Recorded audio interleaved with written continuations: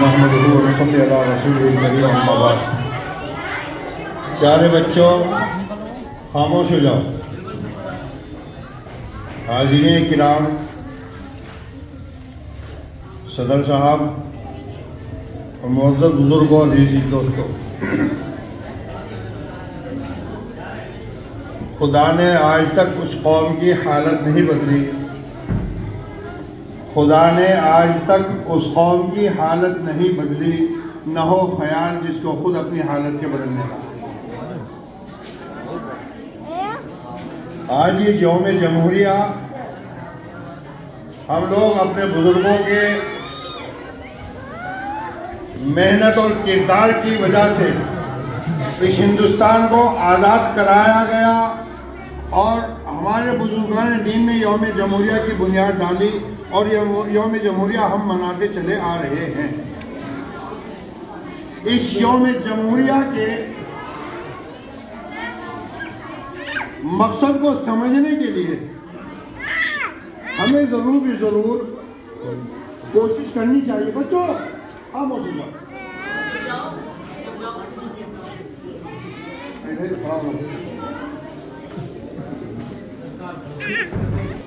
اس وقت میں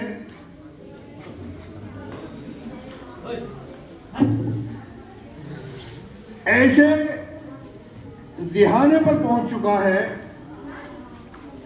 کہ جس کی شان بان، جس کا نظام آپ حضرات کے سامنے ہے۔ آج یوم جمہوریہ ہم منا رہے ہیں، لیکن جس انداز میں منا رہے ہیں یہ سب کے سامنے ہے۔ جس طریقے پر انگریز نے ہندوستان میں پھوٹ ڈال کر اور اپنی حکومت قائم کر لی تھی، آج پھر وہی چال چل دی گئی ہے۔ آج پھر اسی چال کے پتے پھینک دیے گئے ہیں اور ہندوستان کے اندر پھر پھوٹ ڈال دی گئی۔ ہمارے قابلین نے جو محنتیں اور جو قربانیاں اور جو کوششیں کاوشیں کر کے اس ہندوستان کو جوڑا تھا اور سب کو ایک جگہ بیٹھنے والا بنا دیا تھا، چھوت کی بیماریاں ختم کرتی تھی، ایک دوسرے کا اکرام ہم سب کو سکھا دیا گیا تھا، آج پھر اسی کے اندر پھوٹ ڈال دی گئی۔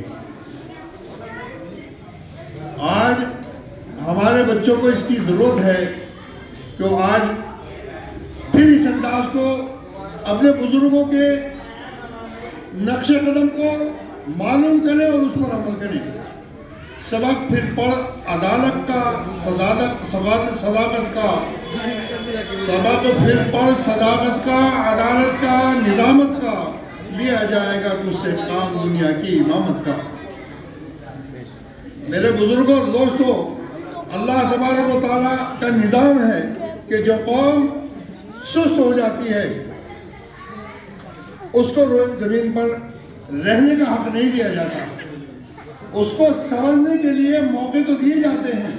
اگر وہ اپنے انداز کو سمجھ لیتی ہے، وہ پھر اپنے بزرگوں کے واقعات اور ان کے کارنامے دیکھ کر کے اس پر عمل کرنے کی کارنامہ ہو جاتی ہے، عمل کرنے کی بیٹھتی ہے، تو اس کو اجازت دیتا رہتا ہے۔ اور جس وقت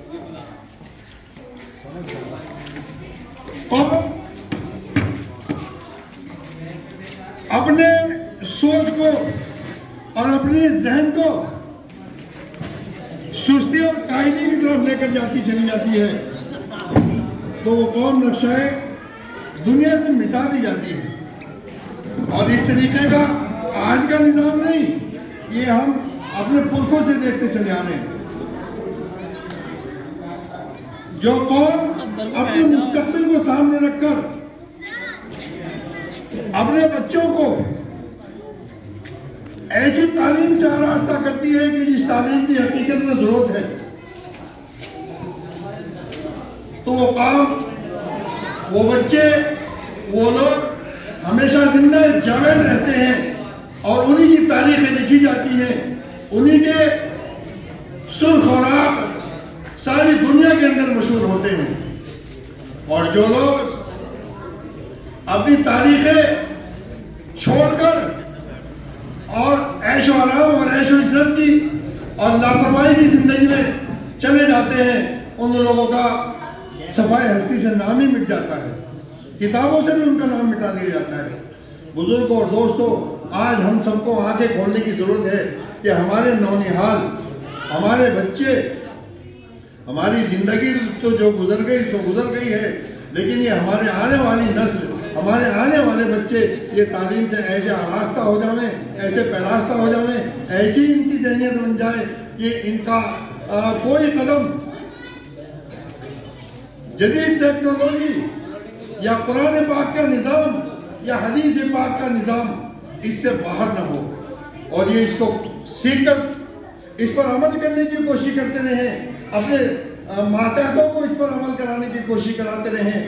ہمیں ہر گھر میں اپنے یہاں ان باتوں کا تذکرہ کرنا چاہیے کہ ہمارے بزرگان دین نے کس انداز میں اپنے بچوں کو علم دلایا اور کس انداز میں اپنے بچوں کو آگے بڑھانے کی کوشش کی کہ آدھی روٹی کھائی اور پیٹ جو ہے آدھا بھرا بھوکے رہے، لیکن اپنے بچوں کی تعلیم کے اندر کوئی کمی آنے نہیں دی۔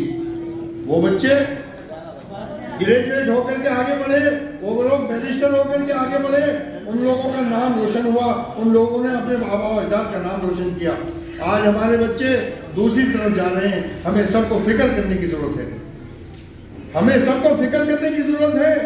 جس طریقے پر ہم آج دیکھ رہے ہیں کہ ہماری مساجد کے اوپر جو الغار چل رہی ہے، یہ ہماری سب کی نمازوں سے لاپرواہی کی علامت ہے، اور اسی طریقے سے ہمیں مدارس اسلامیہ کا بھی نظام ڈسمس ہوتا دکھائی دے رہا ہے، کیونکہ ہمارے بچے مدرسوں کے اندر نہ آ کر کے، مدرسوں کو آباد نہ کر کے ادھر ادھر اپنے موبائلوں میں اور ادھر ادھر کھیل کود میں لگے ہوئے ہیں، اور ہمیں اپنے بچوں کی فکر نہیں ہے۔ ہمیں اپنے بچوں کی ہر حال میں فکر کرنی پڑے گی، انہیں دنیاوی تعلیم بھی دلانی پڑے گی، اعلیٰ سے اعلیٰ منصب کی تعلیم دلانی پڑے گی، اور انہیں جو ہے دین کی اور آخرت کی تعلیم دلانی پڑے گی۔ زمین اللہ کی ہے، آسمان بھی اللہ کا ہے، اس میں نظام چلانے کے لیے اللہ تبارک و تعالیٰ نے جو کتاب نازل کی ہے قرآن مقدس، اسی کی نسبت پر اور اسی کو جان کر اس دنیا کا نظام چلے گا تو اس کے اندر خیر آئے گی، اور اس کے اندر لوگوں کے پنپنے کے نظام بنیں گے، اور اگر قرآن حدیث کے علاوہ نظام بنے گا تو خطرات سے ملک ہوگا، اس کے اثرات زمین سے لے کر آسمان تک پڑتے چلے جائیں گے۔ تمام دنیا کی جتنی بھی جاندار چیزیں ہیں ساری کی ساری ان اثرات کو محسوس کرے گی، اور وہ آج محسوس کر رہی ہیں، سب تکلیف میں ہیں، سب اپنے اپنے نظام کو سب اچھی طرح سے جان رہے ہیں، لیکن لاپرواہی سب کے دماغوں میں ہے۔ اللہ خدا را ہماری اس لاپرواہی کا کوئی نہ کوئی سدباب ہو جائے۔ اللہ تبارک و تعالیٰ ہمارے ہی بیچ میں کوئی ایسا مرد اور ایسا شیر پیدا کر دے جو ہمارے خون کو گرما دے، جو ہمارے لہو کو گرما دے، جو ہماری سوچ کو بدل دے، اور ہم جس طریقے پر ہمارے بزرگوں نے ایک ایک انسان، حضرت مولانا حفظ الرحمن شیوانی بھی ہندوستان کے وہ بیانات ہستی ہیں کہ انہوں نے ضلع بجنور کا وہ نام روشن کیا کہ آج بھی کتابوں میں سرخ سیاہی سے ان کا نام آتا ہے۔ انہوں نے ہندوستان کے لیے جو قربانیاں دی ہیں آپ اچھی طرح سے واقف ہیں کہ آج اس طریقے کے لوگ نہیں نکل سکتے، ضرور نکل سکتے ہیں۔ اللہ تبارک و تعالیٰ ہمیں فکرے کرنے کی توفیق فراہم فرمائے۔ جب تک ہماری سوچ نہیں بننے کی تب تک کچھ نہیں ہونے کا۔ کسی چیز کے لیے بھی جب سوچ بنتی ہے تو پھر وہ نظام وجود میں آتا ہے۔